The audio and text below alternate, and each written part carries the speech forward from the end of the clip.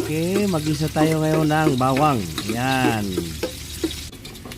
At siyempre, isunod natin yung ating sibuyas, luya at siling haba, kulay green, yung panigang. At siyempre, yung ating karning baboy na ano ba ito? Pork chop cut. At lagyan natin ng pamintang durog para spicy. Yan. Tapos siyempre, lagyan natin ng tubig para pakuluin sabaw. Lagyan natin ng lemongrass tanglad para kumulo, takpan.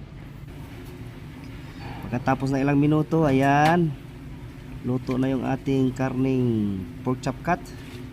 Lagyan natin ng repolyo. Yan.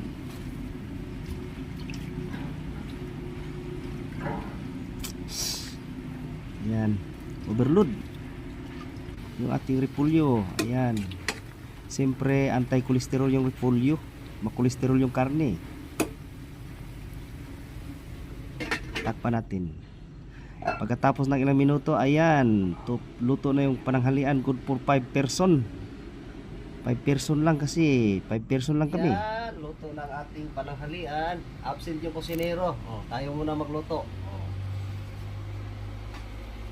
Ayun.